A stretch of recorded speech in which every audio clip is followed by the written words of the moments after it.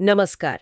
आज हम भारतीय संविधान के एक बेहद अहम और कह सकते हैं अक्सर चर्चा में रहने वाले हिस्से पर थोड़ी गहराई से बात करेंगे। जी। ये है कुछ खास वर्गों के लिए बनाए गए विशेष प्रावधान, मतलब अनुसूचित जातियां एससीज, अनुसूचित जनजातियां एसटीज, जी। पिछड़े वर्ग बीसीज और एंग्लो इंडियंस।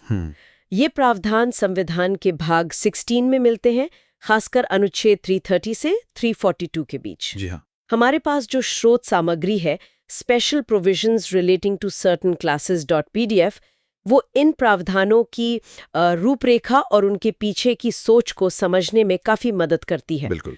तो आज हमारी कोशिश रहेगी इन प्रावधानों के क्यों, क्या और कैसे को समझना।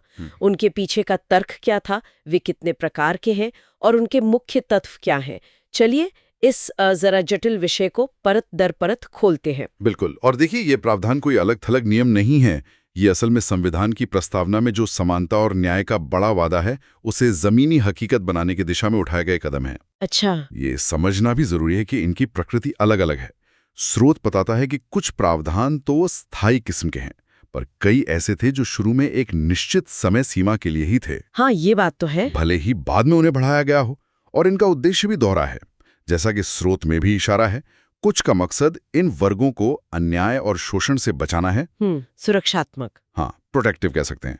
वहीं दूसरी ओर कुछ प्रावधान उनके सामाजिक और आर्थिक हितों को बढ़ावा देने के लिए हैं, मतलब डेवलपमेंटल, विकासात्मक प्रकृति के। यहाँ एक दिलचस्प बात सामने आती है। संविधान खुद ये तय नहीं करता कि कौन सी जाति एससी कहलाएगी या कौन सी जनजाति एसटी। सही कहा। स्रोत स्पष्ट करता है कि ये अधिकार राष्ट्रपति को दिया गया है। जी। राष्ट्रपति संबंधित राज्य के राज्यपाल से सलाह मशवरा करने के बाद हर राज्य और केंद्र शासित प्रदेश के लिए एक सूची जारी करते हैं। शायद यही वजह है कि एससी और एसटी की सूची हर राज्य में थोड़ी अलग हो सकती है, क्योंकि हर राज्य की सामाजिक परिस्थितियां अलग होती हैं। हाँ बिल्कुल। और ये प्रक्रिया भी काफी महत्वपूर्ण है। एक बार राष्ट्रपति ने सूची जारी कर दी तो उसमें कोई भी बदलाव सिर्फ संसद ही कर सकती है। अच्छा, राष्ट्रपति नहीं? नहीं, राष्ट्रपति अपनी किसी अगली अधिसूचना से उसे बदल नहीं सकते। स्रोत बताता है कि ऐसा क्यों है। शायद इसलिए कि एक बार पहचान स्थापित हो जाए तो उसमें कोई भी फेरबदल एक व्यापक विधायी सहमति से ही होना चाहिए। समझ गया। 1950 में संविधान अनुसूचित जाति आदेश और संविधान अनुसूचित जनजाति आदेश जारी हुए थे, और बाद में कई बार, जैसे 1956 और 1976 के संशोधन अधिनियमों के जरिए संसद ने इन सूचियों में बदलाव किए हैं। अच्छा, तो ये सूचियां बदलती रही हैं। हाँ, ये दिखाता है कि ये सूचियां स्थिर नहीं हैं, समय और जरूरत के हिसाब से विकसित हुई हैं। अच्छा, तो ये तो हुई एससी और एसटी की बात। पिछड़े वर्गों मतलब बीसीज के मामले में स्थिति थोड़ी अलग है ना? हाँ बिल्कुल। स्रोत बताता है कि संविधान ना तो उनकी कोई सूची देता है और न ही कोई एक परिभाषा। बिल्कुल। पिछड़े वर्ग एक काफी व्यापक शब्द है। जब हम इन विशेष प्रावधानों के संदर्भ में बात करते हैं तो यहाँ पिछड़े वर्ग का मतलब मुख्य रूप से केंद्र सरकार द्वारा समय समय पर निर्दिष्ट किए जाने वाले अन्य पिछड़े वर्ग यानी ओबीसी से होता है। ओके। हालांकि ये भी सच है कि तकनीकी रूप से देखें तो एससीज और एसटीज भी नागरिकों के पिछड़े वर्गों में ही आते हैं, लेकिन उनके लिए अलग से ज्यादा विशिष्ट प्रावधान किए गए हैं। ओबीसीज की पहचान का मुद्दा तो खैर काफी जटिल रहा है, जैसा कि हम शायद बाद में आयोगों की चर्चा में देखेंगे। हाँ, जरूर। और फिर आता है एंग्लो इंडियन समुदाय। इनके लिए संविधान में एक स्पष्ट परिभाषा दी गई है। जी हाँ। क्या आप उसे थोड़ा विस्तार से बता सकते हैं, जैसा स्रोत में दिया गया है? हाँ, देखिए, स्रोत के अनुसार संविधान का अनुच्छेद 366 एंग्लो इंडियन को परिभाषित करता है। अच्छा। इसके मुताबिक एंग्लो इंडियन वो व्यक्ति है जिसके पिता या पितृपक्ष के कोई अन्य पुरुष पूर्वी मूल के थे या हैं। हाँ। लेकिन जो भारत के राज्य क्षेत्र में अधिवासी हैं, मतलब यहीं बस गए हैं और भारत में ऐसे माता पिता से जन्मे हैं जो सामान्यतः यहीं के निवासी रहे हैं, न कि केवल अस्थायी रूप से यहां आए थे। अच्छा, काफी विशिष्ट परिभाषा है। हाँ, ये परिभाषा काफी विशिष्ट है और इस समुदाय की जो ऐतिहासिक पृष्ठभूमि है उसे दर्शाती है। ये परिभाषाएं और पहचान की प्रक्रिया समझना वाकई जरूरी है। अब चलिए उन मुख्य प्रावधानों पर आते हैं जो इन वर्गों के लिए किए गए हैं। सबसे पहले बात करते हैं विधायिका में आरक्षण और विशेष प्रतिनिधित्व की। ये शायद सबसे ज्यादा जाने पहचाने प्रावधानों में से हैं। हाँ, निश्चित रूप से। संविधान के कुछ प्रमुख अनुच्छेद हैं, जैसे लोकसभा के लिए अनुच्छेद 330 और राज्य विधानसभाओं के लिए अनुच्छेद 332। जी। ये अनुसूचित जातियों और अनुसूचित जनजातियों के लिए उनकी जनसंख्या के अनुपात में सीटें आरक्षित करते हैं। अनुपात में? हाँ, इसका उद्देश्य ये सुनिश्चित करना है कि इन समुदायों की आवाज देश की सर्वोच्च विधायी संस्थाओं में सुनी जाए और नीति निर्माण में उनकी भागीदारी हो। और एंग्लो इंडियन समुदाय के लिए वो मनोनयन का प्रावधान भी है? जी हाँ, अनुच्छेद 331 के तहत अगर राष्ट्रपति को लगता है कि लोकसभा में एंग्लो इंडियन समुदाय का पर्याप्त प्रतिनिधित्व नहीं है, तो वो उस समुदाय के अधिकतम 2 सदस्य मनोनीत कर सकते हैं। 2 सदस्य लोकसभा में? जी, और इसी तरह का प्रावधान राज्यों के लिए अनुच्छेद 333 में है, जहां राज्यपाल विधानसभा में 1 सदस्य मनोनीत कर सकते हैं अगर उन्हें लगे कि समुदाय का प्रतिनिधित्व कम है। अच्छा। स्रोत ये भी इशारा करता है कि मनोनयन का रास्ता शायद इसलिए चुना गया क्योंकि ये समुदाय संख्या में बहुत छोटा है और पूरे देश में फैला हुआ है, तो उनके लिए चुनाव जीत कर आना लगभग असंभव था। ये बात समझ आती है। यहाँ एक बहुत महत्वपूर्ण पहलू है जिसका जिक्र स्रोत में बार बार आता है, इन आरक्षण और मनोनयन प्रावधानों की समय सीमा। हाँ, ये बहुत अहम है। अनुच्छेद 334 मूल रूप से कहता था कि ये व्यवस्था संविधान लागू होने के केवल 10 साल बाद यानी 1960 तक ही रहेगी, लेकिन ऐसा हुआ नहीं। बिल्कुल नहीं। ये शायद इन प्रावधानों के इतिहास का सबसे दिलचस्प हिस्सा है। हुआ ये कि हर 10 साल पर इस अवधि को संसद द्वारा बढ़ाया जाता रहा। हर 10 साल पर? हाँ, 1960, 1970, 1980, 1990, 2000 और फिर 95वां संशोधन अधिनियम 2009 के द्वारा इसे जनवरी 2020 तक बढ़ा दिया गया। 2020 तक? जी। स्रोत इसके पीछे का तर्क भी बताता है। हर बार विस्तार करते समय यह महसूस किया गया कि यद्यपि एससीज और एसटीज ने प्रगति की है, लेकिन जिन मूल कारणों मतलब सामाजिक, शैक्षिक और आर्थिक पिछड़ापन के चलते संविधान सभा ने ये प्रावधान जरूरी समझे थे, वो कारण अभी पूरी तरह समाप्त नहीं हुए हैं। अच्छा, मतलब जरूरत बनी रही? हाँ, एक तरह से ये स्वीकारोक्ति है कि सामाजिक बदलाव एक धीमी प्रक्रिया है। तो विधायिका में प्रतिनिधित्व के अलावा सरकारी सेवाओं और पदों में भी इन वर्गों के दावों का ध्यान रखने की बात कही गई है। हाँ, अनुच्छेद 335 इसी से संबंधित है। ये कहता है कि संघ या राज्य के मामलों से संबंधित सेवाओं और पदों पर नियुक्तियां करते समय अनुसूचित जातियों और अनुसूचित जनजातियों के सदस्यों के दावों का ध्यान रखा जाएगा। लेकिन इसके साथ एक शर्त भी जोड़ी गई है, प्रशासन की दक्षता बनाए रखने के अनुरूप। अच्छा, इस संतुलन साधने की कोशिश है। हाँ, कह सकते हैं। और यहाँ भी समय के साथ कुछ बदलाव हुए हैं, जैसे कि वो 82वां संशोधन अधिनियम। जी, 82वां संशोधन अधिनियम जो 2000 में आया, उसने अनुच्छेद 335 में एक परंतुक मतलब प्रोवाइजो जोड़ा। प्रोवाइजो? हाँ, ये केंद्र और राज्यों को इस बात की अनुमति देता है कि वे एससी और एसटी उम्मीदवारों के पक्ष में पदोन्नति सहित किसी भी परीक्षा में अहरक अंकों क्वालिफाइंग मार्क्स में छूट दे सकें। अच्छा, छूट दे सकें। हाँ, या मूल्यांकन के मानकों को कम कर सकें। ये कदम शायद इसलिए उठाया गया ताकि आरक्षण नीतियों को और प्रभावी ढंग से लागू किया जा सके, जहां केवल पद सुरक्षित करना काफी नहीं था, बल्कि चयन प्रक्रिया में भी कुछ रियायतें जरूरी समझी गईं। ठीक है। एंग्लो इंडियन समुदाय के लिए भी सेवाओं और शिक्षा में कुछ विशेष प्रावधान थे, लेकिन वो अब लागू नहीं है। हाँ। स्रोत बताता है कि अनुच्छेद 336 के तहत स्वतंत्रता के बाद पहले 2 वर्षों के लिए रेलवे, सीमा शुल्क, डाक और तार जैसी कुछ केंद्रीय सेवाओं में एंग्लो इंडियन समुदाय के लिए उसी अनुपात में पद आरक्षित थे जैसे स्वतंत्रता से ठीक पहले थे। अच्छा, शुरुआत में था ये? जी, लेकिन ये आरक्षण हर 2 साल में 10% कम होता गया और 1960 में पूरी तरह समाप्त हो गया। ओके। इसी तरह अनुच्छेद 337 के तहत एंग्लो इंडियन समुदाय द्वारा चलाए जा रहे शैक्षणिक संस्थानों को विशेष अनुदान मिलता था, जो स्वतंत्रता से पहले मिल रहा था। ये अनुदान भी धीरे धीरे कम किया गया और 1960 में बंद हो गया। तो ये एक तरह से ट्रांजिशनल थे। हाँ, ये प्रावधान संक्रमणकालीन थे, जो समुदाय को स्वतंत्रता के बाद नई व्यवस्था में ढलने में मदद करने के लिए थे। चलिए अब राष्ट्रीय आयोगों की बात करते हैं।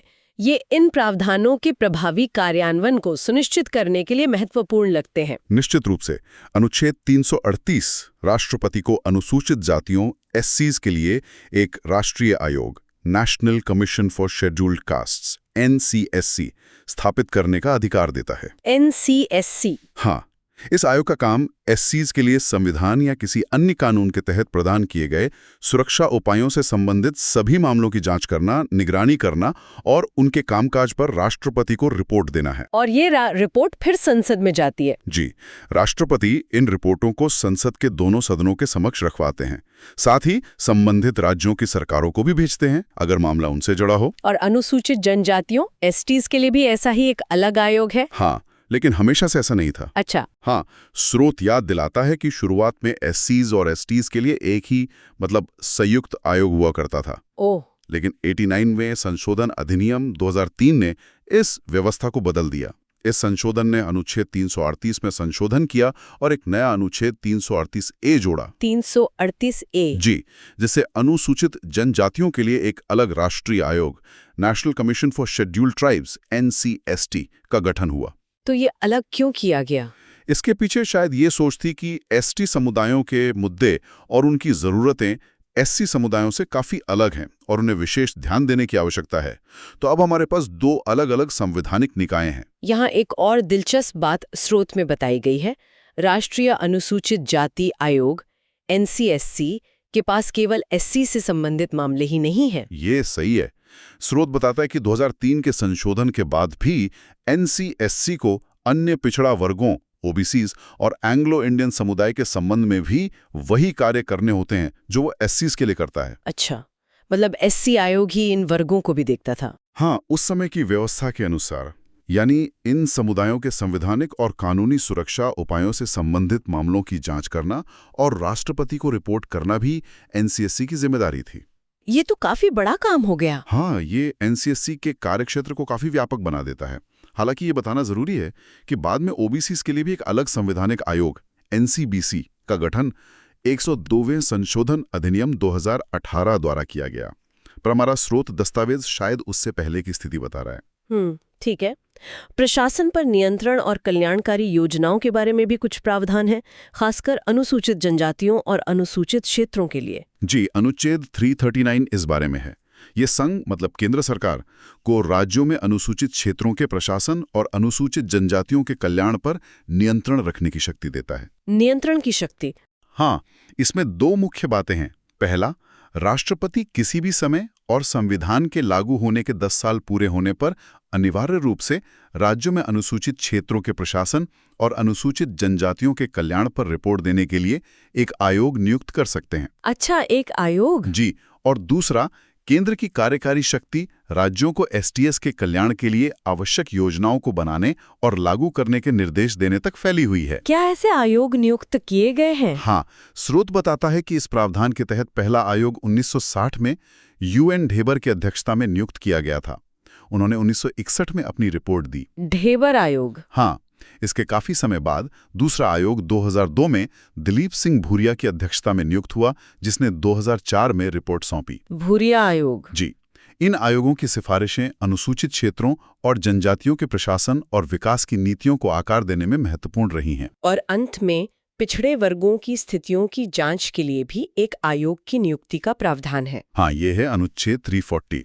ये राष्ट्रपति को भारत के राज्य क्षेत्र के भीतर सामाजिक और शैक्षिक रूप से पिछड़े वर्गों की दशाओं और उनकी कठिनाइयों की जांच करने के लिए एक आयोग नियुक्त करने का अधिकार देता है। इस आयोग का काम उन कठिनाइयों को दूर करने और उनकी दशा सुधारने के लिए संघ या किसी राज्य द्वारा क्या उपाय किए जाएं, इसकी सिफारिश करना भी है। और इसकी रिपोर्ट भी संसद में रखी जाती है? जी।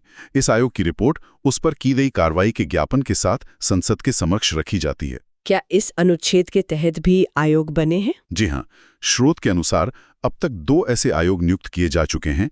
पहला पिछड़ा वर्ग आयोग जनवरी 1953 में काका कालेलकर की अध्यक्षता में नियुक्त हुआ था। काका कालेलकर? हाँ, जिसने मार्च 1955 में अपनी रिपोर्ट दी।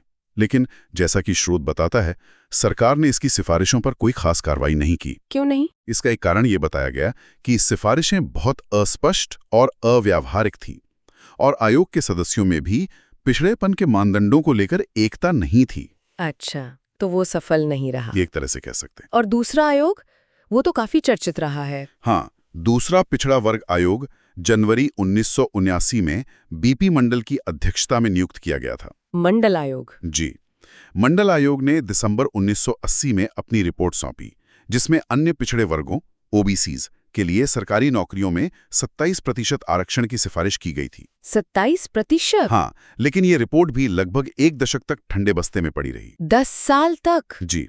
आखिरकार 1990 में तत्कालीन वीपी सिंह सरकार ने मंडल आयोग की सिफारिशों को लागू करने की घोषणा की, जिससे देश भर में काफी बहस और आंदोलन हुए। हाँ, वो तो याद है। ये दिखाता है कि इन प्रावधानों का कार्यान्वयन कितना जटिल और कई बार विवादास्पद हो सकता है। तो हमने इन सभी प्रावधानों, पहचान, आरक्षण, मनोनयन, सेवाओं में दावे, आयोग, नियंत्रण को देखा।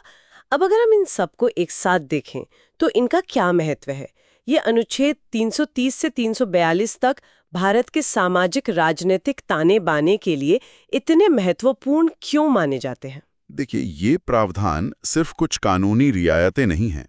ये संविधान निर्माताओं की उस गहरी समझ को दर्शाते हैं कि केवल औपचारिक समानता घोषित कर देना काफी नहीं है। जब तक कि समाज में ऐतिहासिक रूप से चली आ रही गहरी असमानताओं को दूर करने के लिए ठोस कदम न उठाए जाएं। ये प्रावधान भारत में सामाजिक न्याय और वास्तविक समानता लाने के संवैधानिक संकल्प का प्रतीक है। सही कहा। जैसा कि हमने देखा, ये केवल सुरक्षात्मक नहीं है, जैसे शोषण से बचाना, बल्कि विकासात्मक भी है, जैसे शिक्षा और रोजगार में अवसर बढ़ाना। और इनका समय के साथ बदलना भी महत्वपूर्ण है, जो हमने एक्सटेंशन वगैरह की बात की। बिल्कुल, इन प्रावधानों का लगातार विकसित होना, चाहे वो आरक्षण की अवधि का बार बार बढ़ाया जाना हो, या SC/ST आयोग का 2 हिस्सों में बंटना हो, या फिर ओबीसीज के लिए आयोगों का गठन और उनकी सिफारिशों पर वो लंबी बहस, ये सब दिखाता है कि भारतीय संविधान एक स्थिर दस्तावेज नहीं है, बल्कि एक जीवन सच्चाई है।